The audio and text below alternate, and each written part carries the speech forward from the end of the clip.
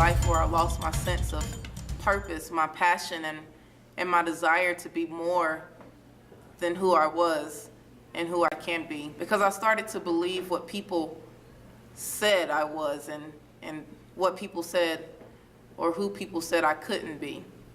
And that became my truth in my life. And I started to live in that, and I felt worthless.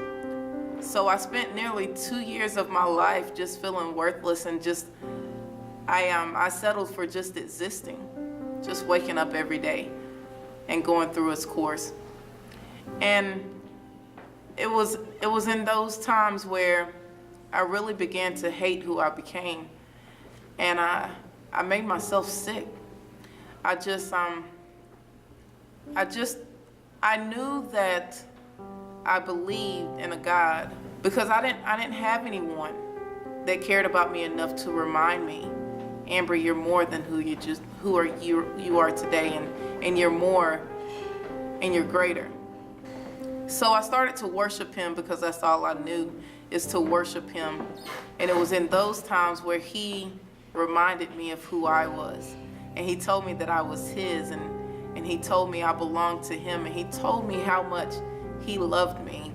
And he gave me something in that moment that no one else can take from me. I rebooted in that time. I started over, and no one can make me turn back. If anybody ever needed a reboot, it was Simon Peter, Jesus' disciple. After Jesus was crucified and buried, Peter was discouraged and he decided he was going to give up. He told the other disciples, I'm just going to go fishing. Even though Jesus had said, Peter, I want you to lead the church, Peter decided he was going to go fishing instead. He was going to go backwards, go back to what he used to do before he met Jesus, go back to his old way of life. And instead of following Jesus' plan for him, he was just going to follow his own plan. Some of the other disciples decided they would follow Peter. They'd just all go back fishing. And they did. The next morning, Jesus called to them.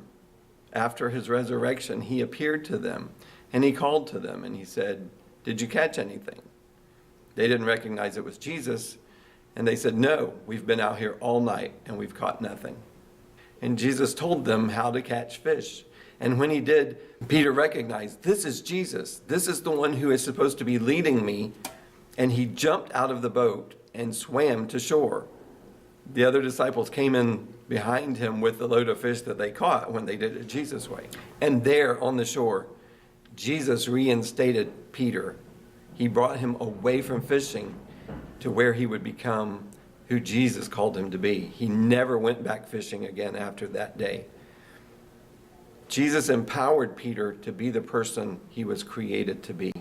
So where are you? Are you settling for doing what you're comfortable doing? Do you need for Jesus to show up and give you a word of encouragement? Do you need for someone to bring you out of the place where you've become complacent and draw you into God's plan for your life and tell you again, he has a purpose for you? God created you, first of all, to love you, but he also put you here so that you can impact the world around you, so that your words and your actions, so that your very life will make a difference in somebody else's life.